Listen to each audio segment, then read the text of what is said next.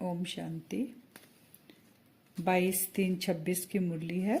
Revise date है 7/4/2009।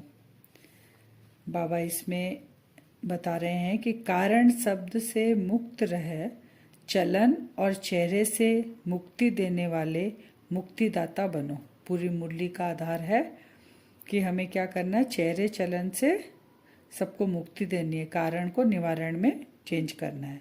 फिर है सेवा के उमंग उत्साह के साथ सदा बेहद की वैराग्य वृत्ति में रहो। सेवा हम करते हैं उमंग उत्साह से, लेकिन उसके साथ क्या ऐड करना, बेहद की वैराग्य वृत्ति।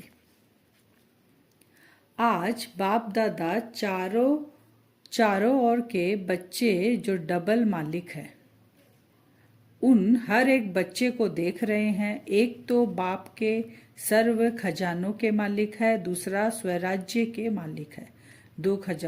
दो खजानों से मालिक हो गए, एक बाबा के खजाने से, एक स्वयं स्वराज्य के हम मालिक है। तो दोनों मालिकपन हर बच्चे को बाप दादा द्वारा मिला हुआ है। बालक भी है और मालिक भी है। मेरा बाबा कहा और बाप ने भी मेरा बच्चा कहा, तो बालक और मालिक दोनों अनुभव है। बाबा के हम बालक बन गए। बालक बनने से सारी बाबा की प्रॉपर्टी हमारी हो गई, तो हम उस प्रॉपर्टी के मालिक बन गए। फिर बाप की एक आस है। बाबा कहते हैं मेरी एक आस है, वो बताएं। बाबा पूछ रहे हैं, आस से एक शब्द बदली करो, वह शब्द है कारण। इस शब्द को परिवर्तन कर निवारण शब्द सदा धारण करो। माने एक दिन, 2 दिन, 4 दिन नहीं, बाबा कह रहे हैं निवारण शब्द सदा हमें धारण करना है। बाबा कह रहे हैं आपकी सेवा है विश्व की आत्माओं की सबकी समस्याओं को कारण से निवारण करो। निवारण करते ही निर्वाण धाम में ले जाना है। पहले तो सारी आत्माओं को कारण से निवारण करना है और उसके बाद उनको परम धाम यानी निर्वाण धाम में ले जाना है। क्योंकि आप सभी मुक्तिदाता हो, तो जब औरों को भी मुक्ति दिलाने वाले हो, तो स्वयं भी कारण को निवारण करेंगे, तब औरों को मुक्ति दिला सकेंगे। इसके लिए बाबा कहते हैं ना, पंडित जैसे खाली बोलना नहीं है, उदाहरण करके दिखाना है। तो स्वयं पहले बनेंगे कारण से निवारण, तब दूसरे को मुक्ति दिला सकेंगे, निवारण में भेज सकेंगे। नहीं तो हम नहीं करेंगे तो दूसरे को नहीं भेज सकेंगे। तो बाप दादा से स्नेह है, सब यहाँ पहुंचे हो। बाबा कहते हैं स्नेह के प्लेन से यहाँ, मोहब्बत से यहाँ सब आ गए हो। तो बाप दादा कहते हैं जिससे स्नेह होता है उसको सौगात भी दी जाती है। तो बाबा मांग रहे हैं हमसे, क्या मांग रहे हैं बाबा, क्या चाहते हैं सौगात में? बाबा कहते हैं जो कारण शब्द लेना चाहते हैं हमसे, अगर गलती से आ भी जाए तो यह बाप दादा की अमानत है, वापस देना है। बाबा को हमें ये दे देना है, और फिर भी अगर आ जाए दोबारा भी, तो हमें क्या सोचना है, ये हमने बाबा को दे दिया है, बाबा की अमानत है, वापस कर देना है। फिर बाबा सभा को देखकर बहुत खुश हो रहे थे। लास्ट टर्न था बाप दादा मिलन का। तो बाप दादा कह रहे हैं कि 28-29 हजार भाई बहन आए हुए हैं लास्ट टर्न। इनको देखकर बाबा बहुत खुश हो रहे हैं। आपको अपने भक्तों की, बाबा फिर हमें बता रहे हैं कि आपको अपने भक्तों की और समय की पुकार सुनाई नहीं देती। अभी अनुभवी मूर्त बन अनुभव कराने की आवश्यकता है। स्वयं को बनकर अभी करवाने की आवश्यकता है। अब वो टाइम चला गया। बाबा कह रहे हैं कि अभी हम ढीला ढाला पुरुषार्थ करेंगे तो फिर कब दूसरों को हम दे सकेंगे। बाबा कह रहे हैं मुक्ति का वर्षा।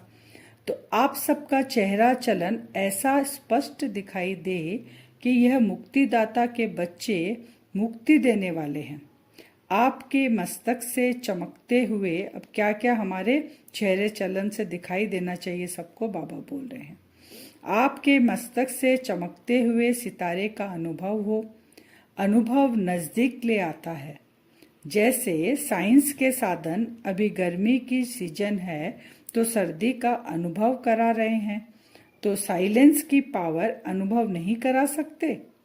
बाबा कहते हैं बातें तो लोग भूल जाते हैं, सुनते और भूल जाते हैं, लेकिन अनुभव जीवन भर तक भूलते नहीं हैं।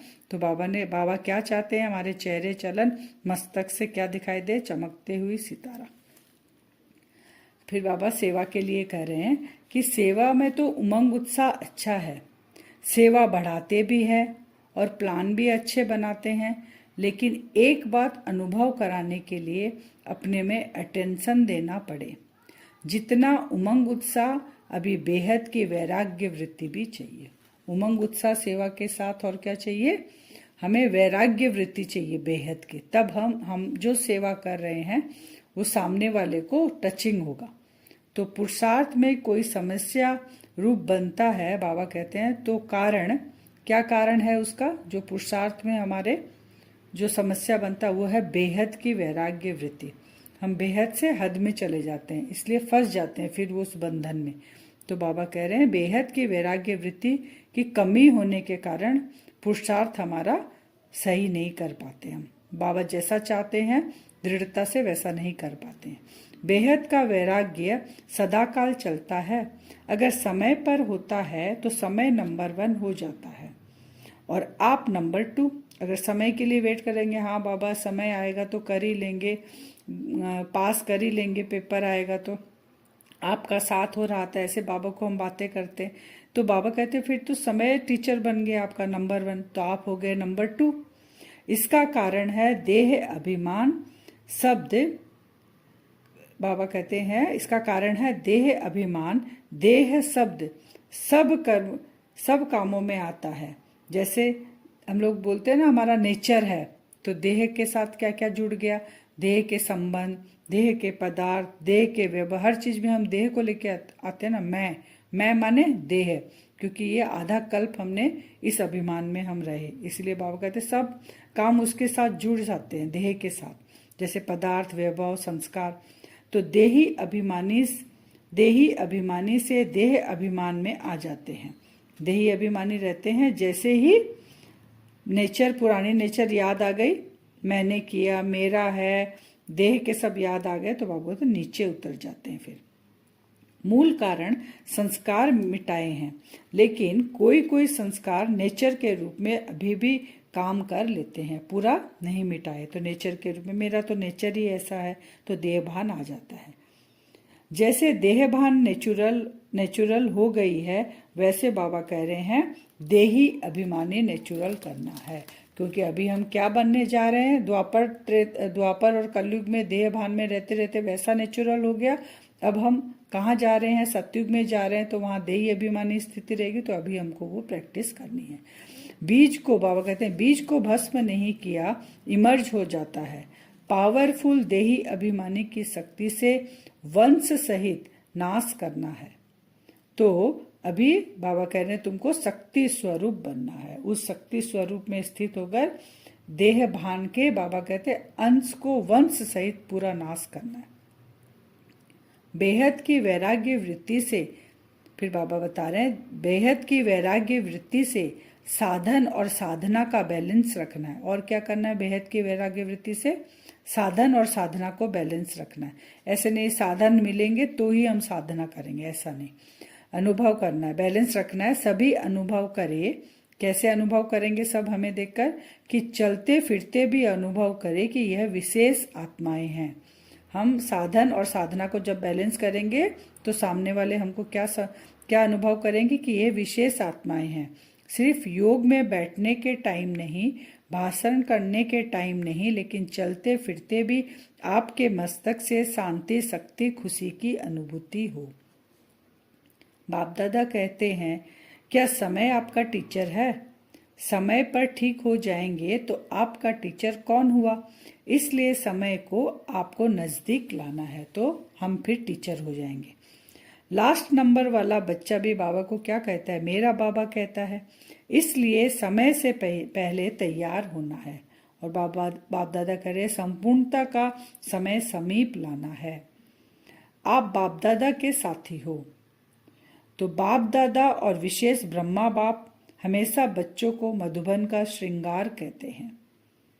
इतना परिवार देख बाप दादा को भी खुशी होती है। फकूर आता है, इतना बड़ा परिवार किसी का नहीं है। सत्संग मेला ये सब बड़ा लगता है, लेकिन ये हमारा परिवार है, तो परिवार में इतने बच्चे नहीं हो सकते। तो वही बाबा कहते बहुत बड़ा परिवार है। टीचर्स के लिए फिर बाबा होमवर्क दे रहे हैं। सदा टीचर्स अपने को बाप दादा के सच्चे साथी, समीप के साथी, अपने द्वारा बाप को प्रत्यक्ष करने वाली, कोई भी आपको देखे तो इन्हों को बनाने वाला कौन, इन्हों का भी बाप शिक्षक सतगुरु कौन, आपको नहीं देखे बाप को देखे। माने इतनी प्रत्यक्षता हमको करनी है कि हम दिखाई नहीं दे, हमारे संस्कार, हमारे चरित्र, हमारे चलन, हमारे चेहरे से उनको बाप दादा प्रत्यक्ष हो कि कौन है इनका बाप शिक्षक सतगुरु। फिर बाबा मधुबन वाले के लिए कह रहे हैं, मधुबन वाले भी एक एक रतन विशेष बाप को प्रत्यक्ष करने के निमित्त हो। हर एक के मुख से निकले वह बाबा के बच्चे, वह जो भी मधुबन में आए उनके मुख से निकले मधुबन वासियों के लिए। तो सभी विन और वन, यह रिजल्ट सुनाना है, विन और वन। आज का वरदान है, कर्म करते हुए कर्म के बंधन से मुक्त रहने वाले सहज योगी स्वतः योगी भव। कर्म कर रहे हैं लेकिन उससे मुक्त रहेंगे, और तो मुक्त रहेंगे तो क्या हो जाएगा, सहज योगी हो जाएंगे और स्वतः योगी हो जाएंगे, मेहनत नहीं लगेगी। तो विस्तार है, जो महावीर बच्चे हैं उन्हें साकारी दुनिया की कोई भी आकर्षण अपनी तरफ आकर्षित नहीं कर सकती है। वे स्वयं को एक सेकंड में न्यारा और बाप का प्यारा बना सकते हैं। डायरेक्शन मिलते ही शरीर से परे अशरीरी आत्म अभिमानी बंधन मुक्त योग युक्त स्थिति का अनुभव करने वाले ही सहज योगी स्वतः योगी होती है।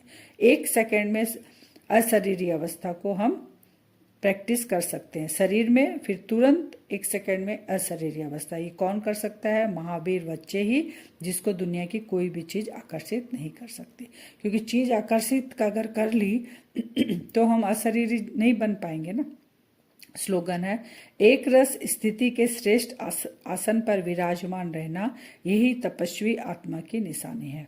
तपस्वी आत्मा की निशानी किसके लगन मगन में रहे, वो एक रस स्थिति के आसन पर विराजमान रहेगा।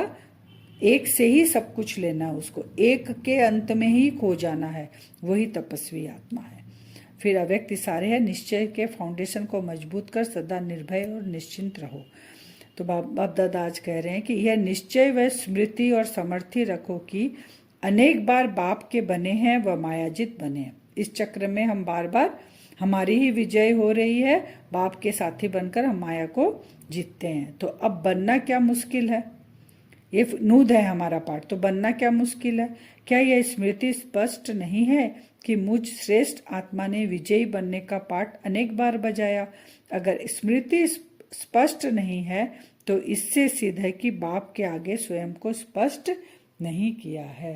अगर हमारी स्थिति पावरफुल नहीं है, स्मृति स्पष्ट नहीं है, इसका मतलब बाप को हमने ठीक से पहचाना ही नहीं है।